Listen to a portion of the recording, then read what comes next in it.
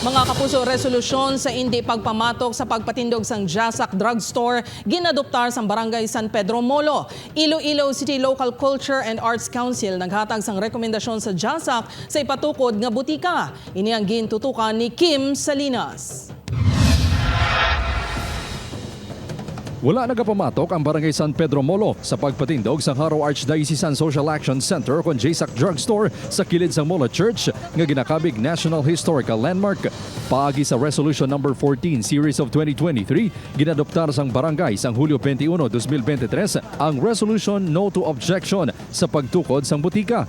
Nakasaad sa resolusyon nga makabulig ang butika sa mga pumuluyo sa distrito sang Molo nga makabakal sang barato nga bulong. Kay kita naton nga ang pumuluyo, naton lang pumuluyo, kundi kadamaan sang Molo District or sa iban madra nga naga-sumilimba, makabenepisyo kiti base sa iba nila nga mga branches, ang mga presyo nila is cheaper kumpara sa iban nga mga drugstores. So, nagapati man ang barangay nga hindi man makaguba ang ipatukod nga estruktura sa katahom sang simbahan.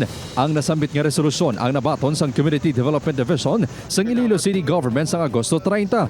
Ginpahayag naman sang Committee on Cultural Heritage Conservation sang Iloilo City Local Culture and Arts Council nga wala sila sang may makita nga regulasyon nga nagadumili sa pagpatindog sang butika malapit sa historical landmark. In the terms of sa drugstore, for the moment, I cannot find a regulation nga disallow to put it there. Nakigsigulano na kahapon ang komitiba sa direktor sang JSAC kasi Monsignor Meliton Oso. Naghatag sang rekomendasyon ng komitiba sa JSAC nga dapat mangin kaanggid ang disenyo sang ipatukod nga butika sa Molo Church kag dapat ibutang sa lokasyon nga hindi makaguba sa itsura sang simbahan.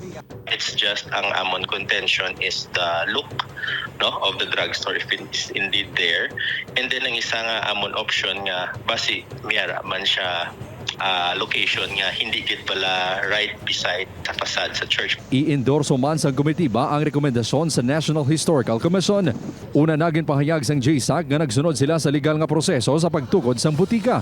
Nagahulat na lang sila sang building permit halin sa Office of the Building Official. Upod kay Ruel Porquilla, Kim Salinas, 1 Western Visayas.